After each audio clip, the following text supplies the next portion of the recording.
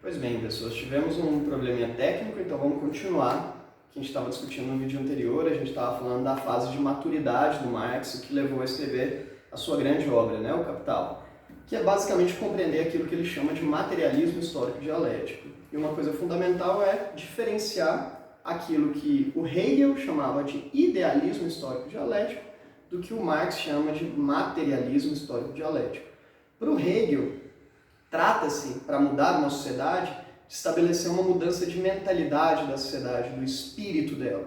Quanto mais historicidade, quanto mais dialeticidade, maior o grau de amadurecimento de uma sociedade, de autorrealização e de busca por o que o Hegel chamou de espírito absoluto, né? Ocorre que para ele algumas sociedades estavam mais próximas disso do que outras. Isso pode soar bastante etnocêntrico, preconceituoso, mas a gente tem que entender o intelectual no olhar da época, no caso, o século XIX. Né? Pois bem, o Marx, embora tenha bebido na fonte hegeliana, na sua maturidade passa a criticar. E ele critica especialmente o quê? O Marx passa a criticar o idealismo hegeliano, porque ao invés da gente se direcionar a uma mudança de mentalidade, o Marx sugere que a gente trabalhe sobre as condições da vida material. Por isso ele é um materialista. A base da análise marxista está engendrada nas condições da vida material. No estudo de economia, em outras palavras, né? Daí vem o materialismo. Histórico justamente porque ele compreende que toda análise sociológica, toda análise filosófica pressupõe um diagnóstico histórico, historiográfico de uma dada comunidade. A grande diferença dele também para o Hegel é em relação ao que eles entendem por dialética. A dialética, desde ali de Heráclito, ela está associada ao processo de transformação, de mobilidade da vida, né? Ocorre que para o Hegel trata-se de um seguinte esquematismo. Há uma tese, há uma antítese que gera uma síntese. A tese é uma força, a antítese é o que há de contrariedade a essa força, ou oposição a essa força, mas ambas dialogam em busca de uma síntese, que é um processo de melhoramento das situações anteriores. Então a dialética pressupõe uma integração, um diálogo, uma troca entre essas forças díspares, contrárias, né? Marx entende exatamente o inverso. Marx entende que a história da humanidade é marcada pela luta de classes, onde há uma tese, que é aquele que estabelece as relações de produção, aquele que domina as estruturas econômicas, e há uma antítese, que é aquele que é explorado, aquele que é subjugado, aquele que vende a sua força de trabalho.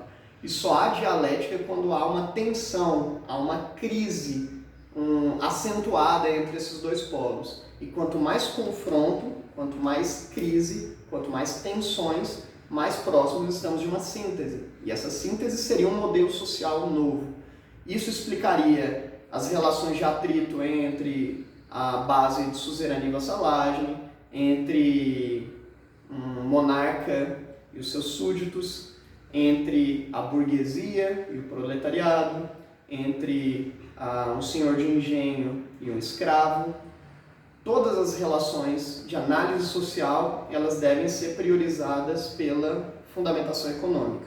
Quem domina os meios de produção e quem é expropriado deles. Desde as civilizações mais antigas até um diagnóstico mais contemporâneo. É claro que a gente tem que tomar o cuidado em diferenciar o conceito de classe, de casta e de estamento. Pauta que a gente já explorou em sala, mas que a gente pode converter isso em vídeos em aulas futuras, né? Pois bem, compreendendo isso, a gente tem a base, a engrenagem do legado do pensamento marxiano, né? Daquele que se remete a uma análise pontual do trabalho do Marx, e não marxista, que se remete à tradição daqueles que seguem as ideias do Marx. Isso a gente vai detalhar ainda em aulas futuras, né? Por enquanto, então, a gente tem um roteiro, uma espécie de mapa mental das bases de influência do Marx, para depois a gente fazer um aprofundamento mais destacado, tá bom? Então, se atentem a esses dois vídeos, leiam os materiais de apoio, tentem fazer o maior número de exercícios possíveis sobre o Marx, e que a gente se veja presencialmente em breve.